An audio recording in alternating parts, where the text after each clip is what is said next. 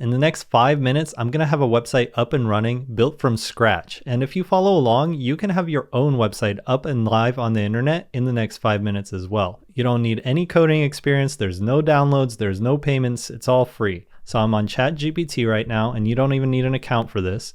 I'm going to ask it to build me a basic but modern portfolio website using plain HTML.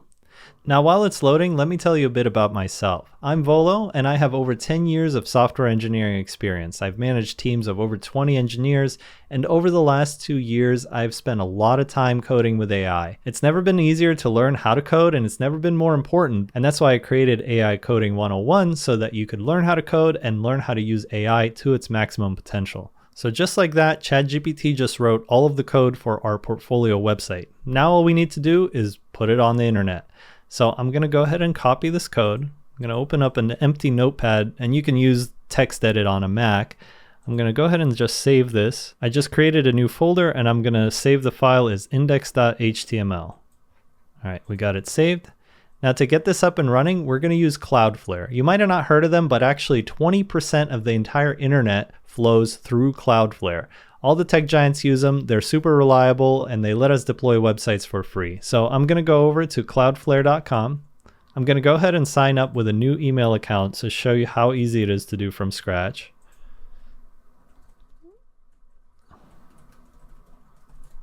Okay, just signing in with Google.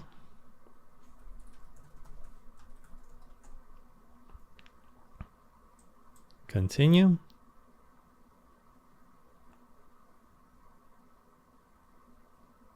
And now we have our Cloudflare account. I'm going to scroll down to Workers and Pages, click on Pages, and Upload Assets. I'll name my project something. Let's name it Volo Builds. Okay, volobuilds.pages.dev. That's where my website is going to be deployed. And don't worry, you can add your own custom domain as well. So now I just have to upload the HTML. So I'm going to select it from my computer. We're going to take that folder that I created that contains our index.html, click upload. Okay, files were all uploaded, and then I'll click deploy site. All right, and there you have it. You got your own website up and running within 5 minutes.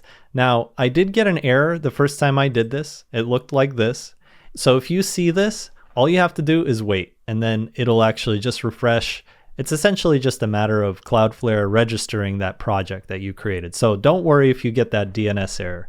5 minutes ago, you didn't have a website, and now you do. And that's the power of coding with AI and using modern tooling, which is exactly what I'm going to cover in this AI Coding 101 course. And I'm going to take you from having absolutely no experience in coding to building full stack applications and making money online with code. So make sure to subscribe. But now let's go ahead and make this website look good. Let's think about what we want to change here. So obviously we want to fill in the name.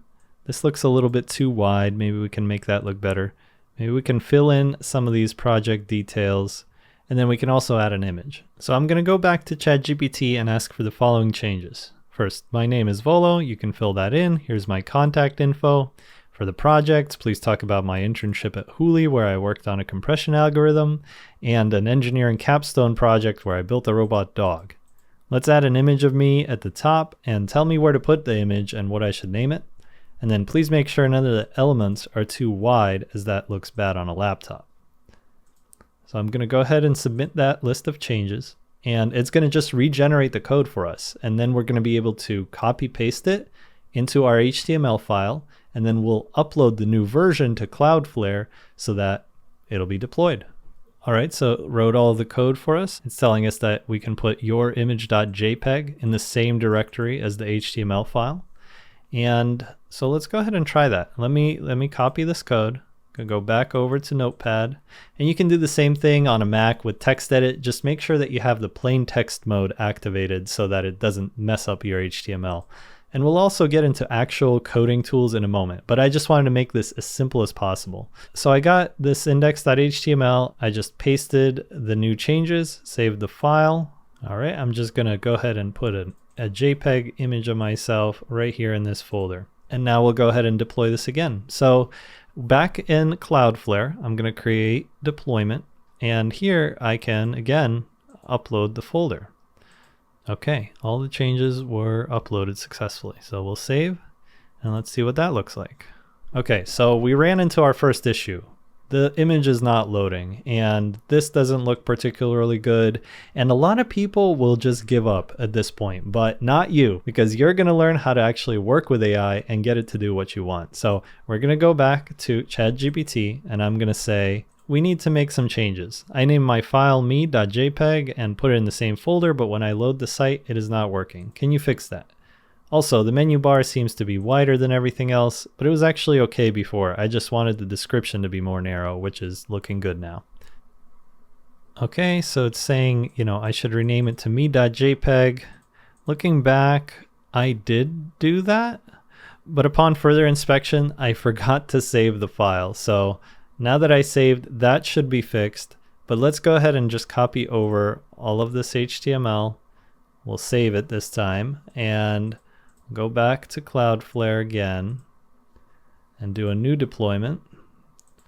We'll upload and we'll select that same folder. Save and deploy. All right, there it is. Look at that. Now the image is working. Everything is more properly sized. But what if I wanted to preview this before I actually just put it on the internet? Well, this file, this HTML file, you can actually just open it in a browser. So if you have the path of the file, like if you know where it's located on your computer, you can just open it right there. And this is the file just directly on your computer. So now if I go and make a change to the file, let's say I just replace Volo with Volo builds, and I'll save that and refresh. Now we see it says Volo builds. So this way you can actually preview your changes before you start pushing them out. Now let's go back to ChatGPT and ask for a few more changes to make this look even better. First, I like to say that it's looking good and clarify what is working and what is not. Then I'm going to go ahead and list a bunch of changes that I want to make, including adding an education section and improving the styling. Okay, I'm going to copy the code, paste it back in here, save, and then without deploying, I'm just going to see what it looks like locally. Okay, so that looks nice, but now it says Volo and not Volo builds. Why is that? Well, I never told ChatGPT that I made a change locally on my computer to make it Volo builds instead. So because I made my own changes, I should have actually copy pasted that file back into ChatGPT so that it had the relevant context and it knew to update that version of it. So I'm going to actually undo and I'm going to go ahead and copy paste this to ChatGPT and say, I made some changes prior to your change that I want you to incorporate. Can you rewrite the code making sure to include my changes? And I just went ahead and pasted the whole HTML file back to it. Okay, I'm going to copy the code, paste it in, save, refresh. Oh no, look, it's no longer full width and the projects are back to this. So I'm going to have to keep iterating, right? So I'm going to go back in and ask it to iterate on that. But this is where using proper tooling really comes in handy. Right now we're doing all this copy pasting, but as our code grows and we make these changes on our own, it's going to become really tedious to have this back and forth with ChatGPT and be copy pasting all of your different files. This is why you would want to use a tool like Cursor or GitHub Copilot to help manage your code on your computer and then have that AI interaction directly with the code instead of doing this sort of copy pasting. Let's do one last iteration with ChatGPT. We'll paste the code, save. Okay, so this latest update doesn't look very good either. And we could continue this back and forth with ChatGPT trying to get it on the right track, but I think this is the perfect moment to switch into a dedicated coding tool to help us iterate on this website more quickly and with more accuracy. Now, if you want to keep using ChatGPT, you definitely can. I do suggest that you at least log in so that you have access to ChatGPT 4.0 because that is going to do a better job at coding, and they also have some other great features. But I'm going to switch gears and use VS Code with GitHub Copilot, which is actually free for the first 50 chat interactions per month. So it's a great way to get started if you don't want to spend any money, but it is definitely not my preferred AI coding tool. There are several different tools out there. I personally like to use Cursor because I find it to be the fastest and most reliable. But since this is a totally intro video, I'm going to use GitHub Copilot and then I'll give you a preview of what you can do in Cursor as well. You can download Visual Studio Code by going to code.visualstudio.com, and we'll go ahead and download it. Now I have Visual Studio Code, and it might seem a little overwhelming at first, but I'll walk you through what all the features are and what matters and what doesn't. So first you're going to just go over to File, Open Folder, and we're going to open that folder that we created earlier. Okay, select folder. Here it is. So I got my index.html file and the picture of myself right here. Now, before I walk you through VS Code, I do want to say that there are multiple different ways that you can build software with AI. First, you can have that sort of simple chat experience that we looked at earlier where you're copy pasting things into your own files, but that quickly becomes pretty limited and difficult to manage. But there are definitely better ways that you can build with AI. The first one is the AI app builders. These are tools such as Replit, Bolt.new, and Lovable, which all try to make it as simple as possible to build product without actually getting your hands dirty in the code.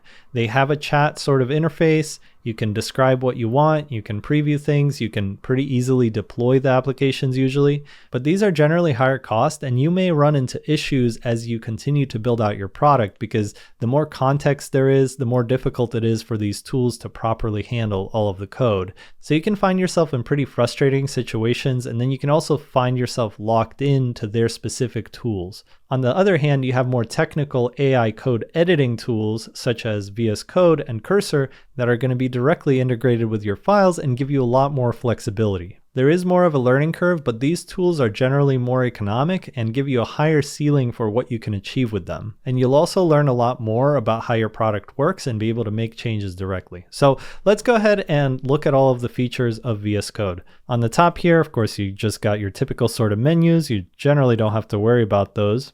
Over here, you're able to, look at your different files. You're going to be working within a specific folder. And there's also like extensions which you can download, which can be pretty useful, but not critical. And then we got the file viewer here. So I'm going to open up my index.html, and here we are. We are looking at the code. You can see it looks a lot more readable now than when we were looking at it in that notepad file, because obviously VS Code is built for code. Now to open the AI portion of VS Code, you're going to go over here and you're going to be chatting with the Copilot.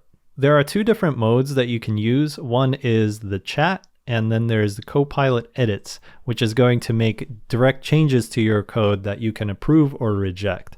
Now I'm showing all of this in VS Code, but keep in mind that most of the other AI coding tools are going to look pretty similar, because most of them are actually just forks of VS Code, which means that they use VS Code as a baseline and then add extra features on top. So if I just flip over to Cursor, which I've mentioned, this is what it looks like. It looks very similar. You got your files on the left, you got your main file viewer in the middle, and then you got your chat AI sort of capabilities on the right here. And of course, you can rearrange this any which way you want, but those are the key areas to keep in mind. Now, continuing with the Copilot, let me go back to ChatGPT and get the version that we actually liked. I'm just going to go ahead and paste it here. So just refreshing this. Okay, it's kind of back to normal. All right, now let's go ahead and ask Copilot to make some changes for us. I'm going to the edit section here so that it directly modifies my code. I'm going to say, please change the name to Volo Builds and place the image next to the About Me section and make it larger. Go ahead and submit that. By the way, you'll notice over here, it is using Claude 3.5 Sonnet, and we can switch that to GPT 4.0, but what this is the AI model that it's using to actually write the code. And Claude Sonnet 3.5 is definitely the best model that you can use right now. So I strongly recommend that you use that model regardless of which tool you actually use. So think of the AI model as the engine that generates all of the code, and then VS Code as applying all of those AI changes and helping you manage all of your different files. All right, so take a look at this. It's actually made changes for us, and now look at how much easier it is for us to tell what actually changed. So it's highlighting for us, this is what it was before, and this is what it is now. So you can actually start to learn how this code works together. So you can see that, before we had a p tag, now we got this div, and we can actually ask AI about that and start to learn how to code. So you can use AI in two ways. You can have it write the code, but you can also ask it about the code so that you can learn how to code, and then you can make your own changes whenever you need to. And it'll also actually help you prompt the AI better in the future. So anyway, let's go ahead and take a look at these changes. You know, Volo builds, that looks good. I'm going to go ahead and accept all of that. Let's go ahead and see what it looks like. Wow, well, that's not bad. All right, so we're making some progress. So let's go ahead and change it a bit further. All right, I'll give it a short list of changes to make. We'll just look over the changes, we'll accept them, and then refresh. Oh no, now the image is super huge. Let's go ahead and ask it to fix that real quick. Now, one of the main reasons that AI will make mistakes is when your files get too long. So you want to actually proactively break them up. And when you're first learning how to code, it's not going to be super obvious on how you actually do that. But AI can actually do that for us as well. And if you know the right things to ask AI and when to ask it, then you'll be set up for success, which is exactly what I'm going to cover in the next couple of episodes of AI Coding 101. For now, I accepted the changes. And when we go back to the site, I mean, it's starting to look really good. Let's do one last thing and break up this file into two separate files, which is going to be the HTML and the CSS. That's going to help make the files smaller and keep us in line with best practices. All right, we'll accept the changes, refresh, you know, it still looks good. And now we got two files. So let's go ahead and upload this. I'll just quickly create one last deployment. Select my folder. Save and deploy. And there it is. We got a super nice portfolio website up and running within 30 minutes. You can even go over here and assign a domain to that website if you want it to be, volobuilds.com or something like that. And you are well on your way to learning how to use AI to build great things. If you could build this in 30 minutes, imagine what you can build in a few weeks of learning how to code and use these AI tools. So next time we'll cover software basics and you'll have a better understanding of how code actually works, how to modify it, and what sort of questions you should ask from the AI. As always, thanks for watching, and I'll see you in the next one. Take care.